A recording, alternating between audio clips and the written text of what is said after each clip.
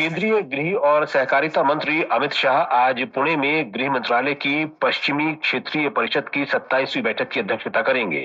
सम्मेलन में महाराष्ट्र, गुजरात और गोवा राज्यों के मुख्यमंत्री, वरिष्ठ मंत्री, केंद्र शासित प्रदेश दादरा और नगर हवेली तथा दमन और दीव के प्रशासक और वरिष्ठ प्रशासनिक अधिकारी भाग लेंगे।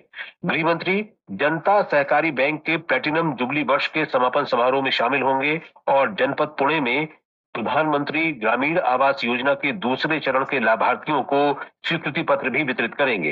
इस अवसर पर प्रदेश के 10 लाख लाभार्थियों को इस योजना की पहली किस्त भी दी जाएगी। गृह मंत्री अमित शाह ने कहा है कि जनजातीय समुदाय का उत्थान और सशक्तिकरण सरकार की प्राथमिकता है। उपराष्ट्रपति जगदीप धनखड़ आज महाराष्ट्र के छत्रपति संभाजी नगर की एक दिन की यात्रा पर जाएंगे।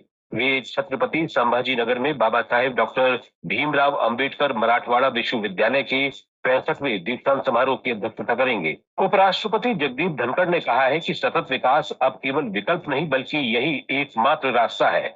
श्री धनखड़ कल नई दिल्ली में 21वें अफ्रीकी एशियाई ग्रामीण विकास संगठन सम्मेलन के उद्घाटन सत्र को संबोधित कर रहे थे। उपराष्ट्रपति ने कहा कि ग्रामीण क्षेत्र की सहायता से सतत विकास की नींव रखी जा सकती है। उपराष्ट्रपति ने कहा कि artificial intelligence, internet of things, machine learning और ब्लॉकचेन जैसी प्रमुख प्रौद्योगिकियों के उभरने से कठिन चुनौतियां तो जरूर आ रही है, लेकिन आगे बढ़ने के बेहतरीन अवसर भी मिल रहे हैं। प्रधानमंत्री नरेंद्र मोदी ने कहा है कि भाषा सिर्फ संवाद का ही माध्यम नहीं बल्कि संस्कृति की वाहक भी है। उन्होंने कहा कि भाषाएं समाज में जन्म लेती हैं और समाज को आकार देने में भी महत्वपूर्ण भूमिका निभाती हैं। पूसा कृषि विज्ञान मेला आज से नई दिल्ली में शुरू हो रहा है। केंद्रीय कृषि मंत्री शिवराज सिंह चौहान इसका उद्घाटन करेंगे। ये मेला 3 दिन चलेगा। इसकी थीम है उन्नत कृषि विकसित भारत।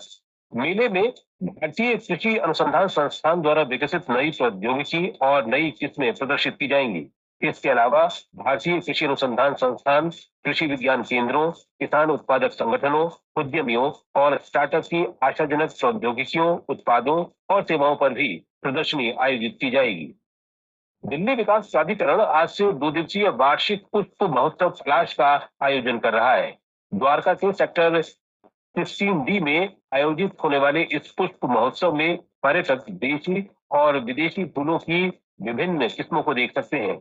इस महोत्सव का उद्घाटन दिल्ली के उपराज्यपाल विनय कुमार सक्सेना करेंगे। दिल्ली विधानसभा का 3 दिन का सत्र सोमवार से शुरू होगा। मीडिया से बातचीत करते हुए भारतीय जनता पार्टी नेता विजेंद्र गुप्ता ने बताया कि दिल्ली कैबिनेट ने 24, 25 और 27 फरवरी को 3 दिन विधानसभा सत्र आयोजित करने का निर्णय लिया है। उन्होंने बताया कि विधानसभा अध्यक्ष और उपाध्यक्ष के चुनाव के बाद सत्र का पहला एजेंडा सीएजी रिपोर्ट पेश करना है। भारतीय रिजर्व बैंक ने ऋण सूचना कंपनियों को ऋण सूचना प्रस्तुत करने से संबंधित कुछ निर्देशों का अनुपालन न करने के लिए सिटी बैंक पर 29 लाख रुपए का मौद्रिक जुर्माना लगाया है। GM financial home loan limited पर 1,50,000 रुपए का जुर्माना लगाया गया है। रिजर्व बैंक ने कहा है कि ये कार्रवाई विनियामक अनुपालन में कमियों के आधार पर की गई है। प्रयागराज में महाकुंभ में त्रिवेणी संगम पर अब तक 59 करोड़ 31 लाख से अधिक श्रद्धालु पवित्र स्नान कर चुके हैं। दुनिया भर से लाखों श्रद्धालु हर दिन इस दिव्य और भव्य उत्सव में पहुंचकर आस्था की डुबकी लगा रहे हैं। हमारे संवाददाता ने बताया है कि देश के जाने माने लोगों सहित लगभग 1 करोड़ 28 लाख श्रद्धालुओं ने कल संगम में पवित्र डुबकी लगाई। महाकुंभ में भारी संख्या में श्रद्धालुओं के आने के कारण उत्तर प्रदेश माध्यमिक शिक्षा परिषद ने प्रयागराज में 24 फरवरी की हाई स्कूल और इंटरमीडिएट परीक्षा स्थगित कर दी है। हमारे संवाददाता ने माध्यमिक शिक्षा अनुभाग के संयुक्त सचिव अशोक कुमार के हवाले से बताया कि ये परीक्षा अब 9 मार्च को होगी।